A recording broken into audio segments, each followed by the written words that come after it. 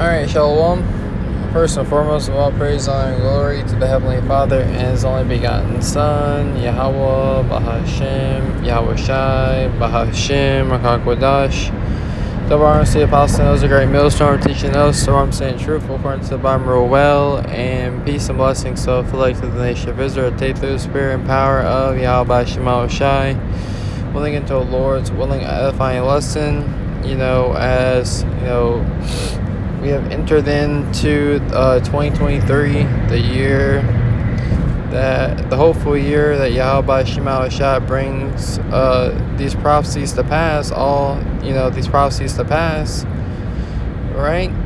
We must understand that this thing is time sensitive. I saw the head of our camp, Brother Y, did a lesson on time sensitive. I remember the other Apostle Rakar, when he was visiting, the different camps around the world, camps here in the States, you see, he was telling brothers that this thing is time sensitive, so us building up our faith, us, obtaining the knowledge of Yahweh Shema Shai, that they may comfort us in the days that we're headed into, is very, very crucial or important, that we take this a lot of time that we have, right?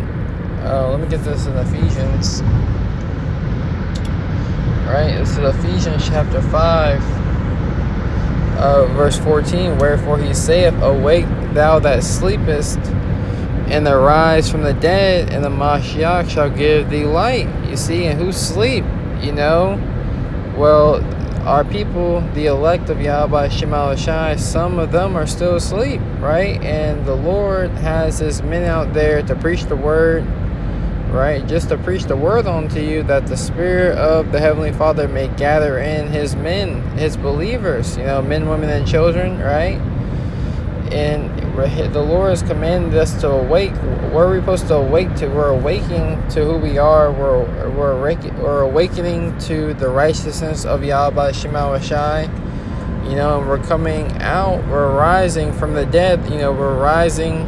We're elevating our ways of thinking via the Holy Scriptures from the ways of the heathens, right? And Yahweh Shai is giving us that light, to escape this place. He's showing us the way, you see, that we ought to follow in order to escape the plagues that are coming to America, you see. It says, Wherefore he saith, Awake thou that sleepest, and arise from the dead, and the Mashiach shall give thee light. He's going to give thee the understanding that we need, you see. And we're going to need that understanding as wisdom and knowledge shall be the stability of our times and strength for salvation. You see, the fear of the Lord is our treasure. The fear of the Lord is a treasure, that we have, and we must, walk in the fear of the Lord, being obedient, as this thing is very time sensitive, as the time is short. You see, it says, See then that you walk circumspectly, not as fools, but as wise. You see, not as fools, not as someone that doesn't fear Yahweh Shema Shai, not as someone that's not measuring the times, that are not looking around and seeing everything that's going on in the world and not taking those things as a signs, right? We should be linking up the signs, that are happening in the world, the different current events with biblical prophecy, and we should be able to tell that we're at the end. A prudent man will foreseeth the evil, and he will hide himself, in this knowledge. You see, so when all hell breaks loose, he may be covered by Yahweh Shema Shai, because we're going to need a covering. We're going to need a hedge of protection, as we are worms, as it is spoken about in 42, and the worm is defenseless, from its prey. You see? Only thing a worm can do is hide itself into the dirt. You see? It says, See then that you walk circumspectly, right? So looking around, we should be knowing what's going on. We should be knowing what is going on in the world. You see? We should be knowing, we can't be ignorant of Satan's devices. It says, See then that you walk circumspectly, not as fools, but as wise, redeeming the time, because the days are evil. So we should be able to judge the times that we are in, right? And utilize the time that we have, right? Utilize our time to get closer with Yahweh Shema Shai. Utilize this time to build up our faith, right? It says,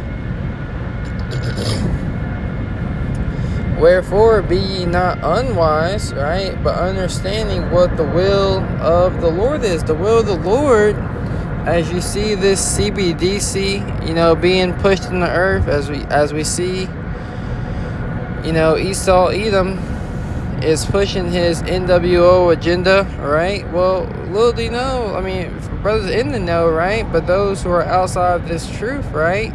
That's the will of the Heavenly Father, that's the will of the Heavenly Father putting the Spirit, working in the minds of these different elites, right? To do these things that the Heavenly Father's word may come to pass. The Heavenly Father, just as in the time of Egypt, is hardened the modern day Pharaoh's heart and giving him all this power and might, that when the Heavenly Father bring him down, the Heavenly Father might get a great name and glory throughout all the earth. You see? So we cannot be fools. We got to understand what the will of the Lord is, It says, and be not drunk with wine, wherein is excess, right? So we can't be drunk with the wines, drunk off of the cares and the affairs of this life. You see, it says, but be filled with the Spirit. So we should be filled with the Spirit of Yahweh Shema Shai. As when you read here in St. John 6. Let me close this out. I'm not sure what happened. St. John 6 and 63, right?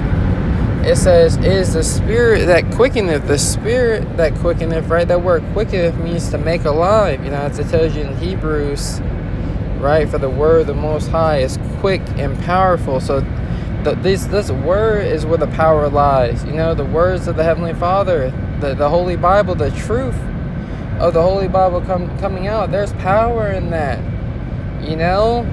and it makes those who are, in darkness enlightened, to what the will of the Heavenly Father is. You see, as, those, as reading Isaiah the 9th chapter, it says, those, that were in darkness, that walked in darkness, have seen a great light. Those that were in the mist, in the valley of the shadow of death, right, have the light shined upon. And Yahweh Shai is that light that's shining in our minds, that is activating us, to perform His righteous duties, His righteous, His righteous deeds, right? The righteousness of the Holy Scriptures, with us having faith first and foremost, right? Being a brother, right?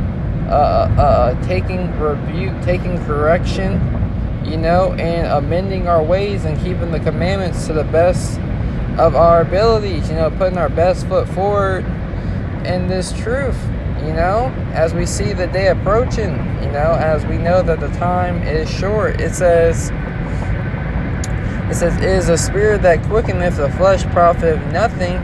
The words that I speak unto you, they are spirit and they are life. So these words, this is where the life, love, knowledge, and understanding, this is where, this is what makes us alive, us following these ways.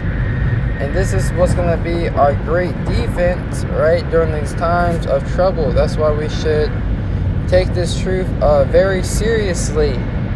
This is Isaiah 33 and 6, and wisdom and knowledge, right? The wisdom and knowledge of the Holy Scriptures. That's why it's important for us to learn these things, take this grace period, for what it's meant to be. Because as we understand, Esau Edom is pushing laws and legislations, right? He's trying to fight this info war. It's the war on information, truth versus lies. You see, It says, in wisdom and knowledge. So he's trying to take this wisdom and knowledge, which shall be the stability of our times, which we're going to lean upon, trust in, out of the world, take it off the internet. But that's the will of the Heavenly Father. And what's he going to do when what's going to happen? This knowledge is going to be taken off the internet. Is it just going to disappear? Is it just going to vanish, never to be thought upon, never to be meditated upon again? No, it's going to enter in to the minds of the elect, you see, and it's going to be their defense when all hell is breaking loose. It says, in wisdom and knowledge to be the stability of thy times, and strength for salvation. You see, this is the strength of our salvation. This is the power of our salvation. This knowledge, this wisdom. It says the fear of the Lord is his treasure. So the fear of Yahweh Shema Shai is a treasure that we cannot let go of. You see, this is